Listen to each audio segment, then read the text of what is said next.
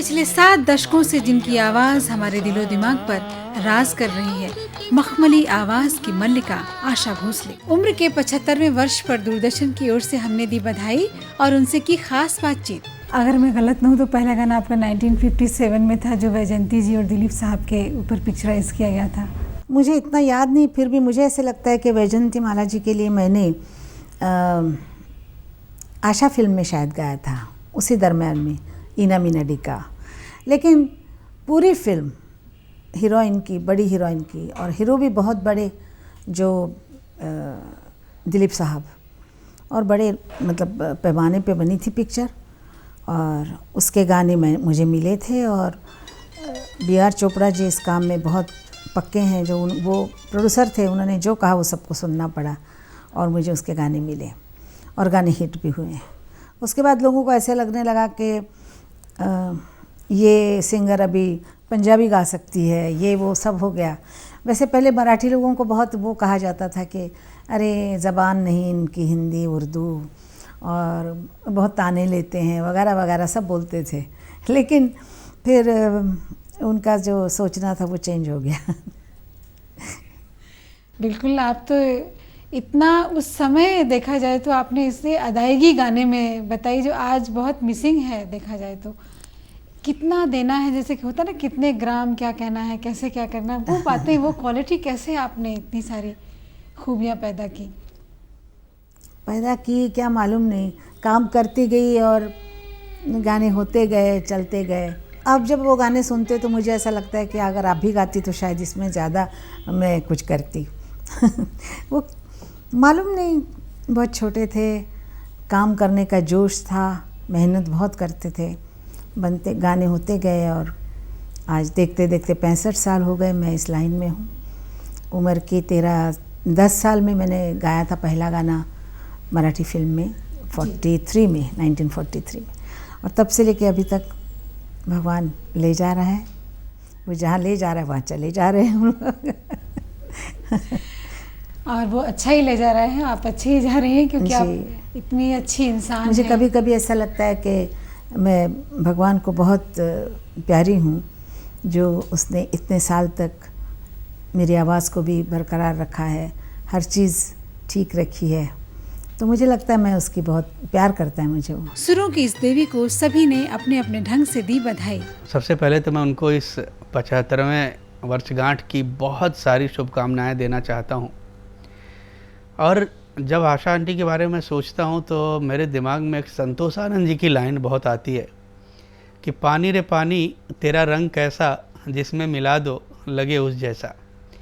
बहुत सारे singers industry में आए, बहुत सारे लोग गए, बहुत सारे लोग आएंगे जाएंगे, मगर जो बात आशा आंटी में है, मुझे नहीं लगता कि अब दोबारा वैसी आवाज़,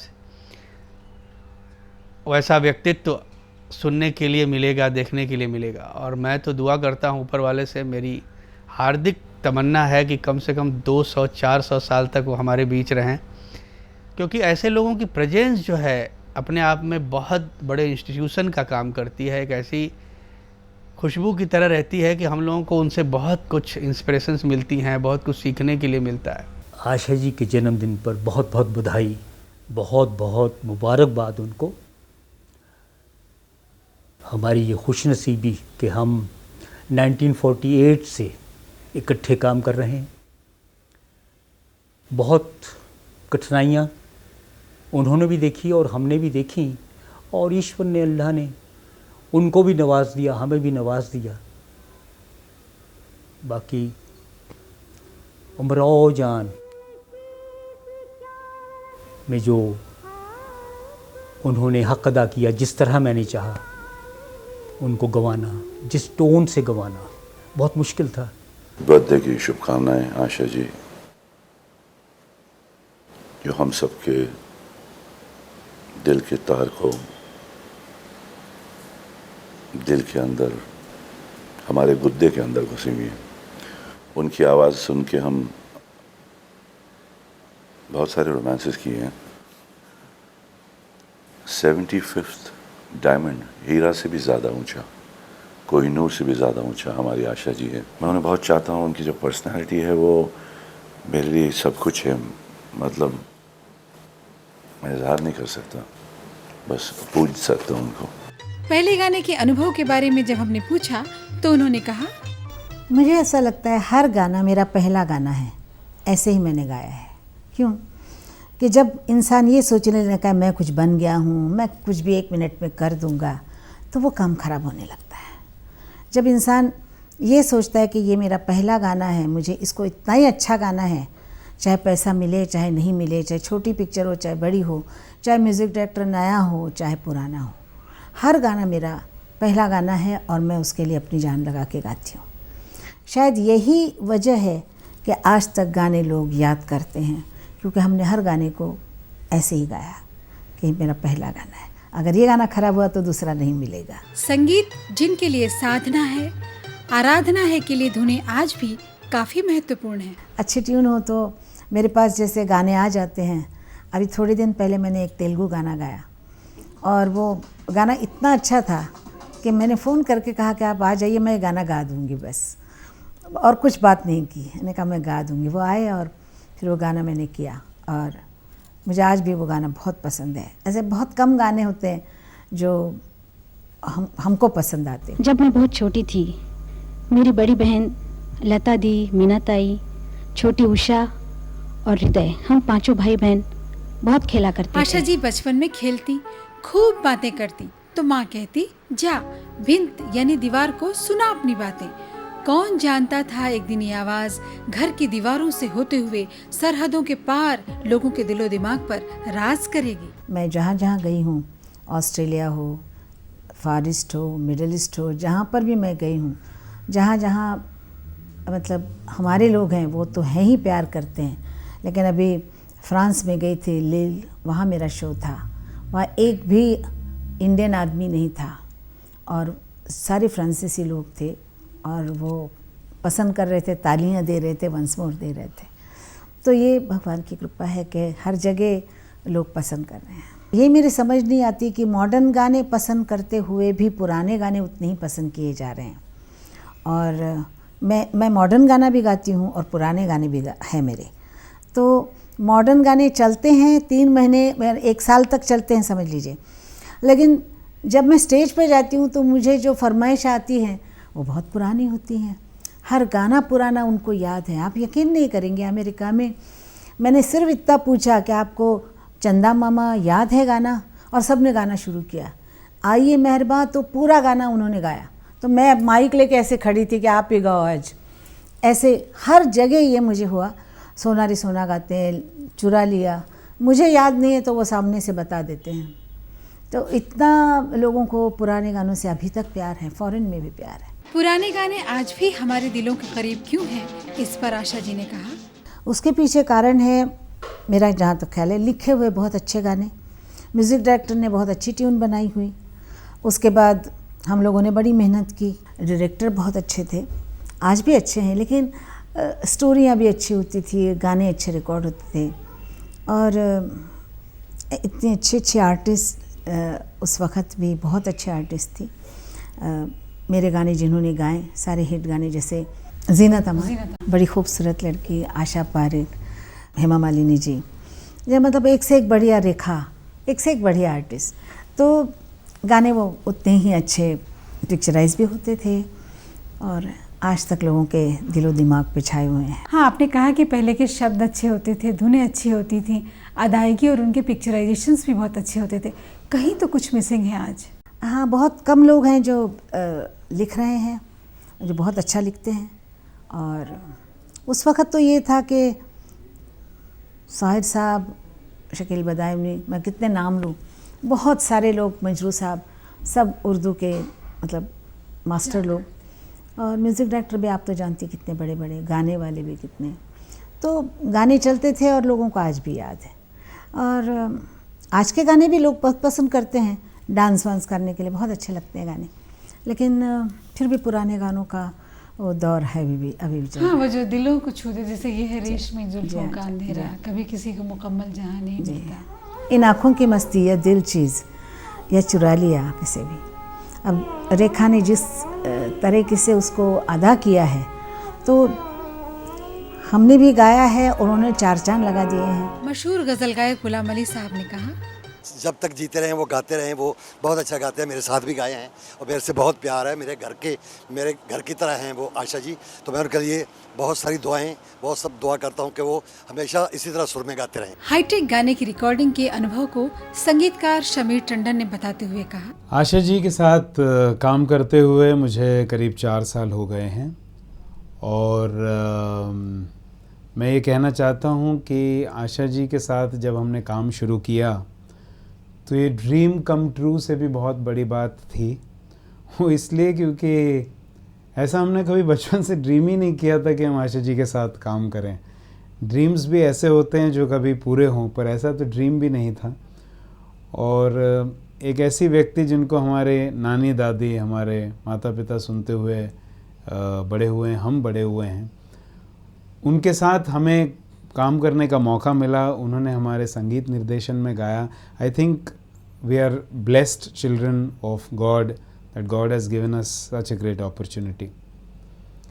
मैं बताना चाहूँगा कि शुरुआत हमारी कैसी हुई, and then the rest of course is history, क्योंकि I have done such immense amount of work with Tai. कि मेरा एक गाना था जो मेरी सबसे पहली डेब्यू फिल्म में था, जो मैंने बना के मधुर भंडारकर साहब को सुनाया था। गाना था हुजूर आला। और तब मुझे पता चला, मैं जानता भी, मतलब वो मुझे जानती नहीं थी और मैं भी नहीं जानता था कि कैसे उनके साथ संपर्क किया जाए।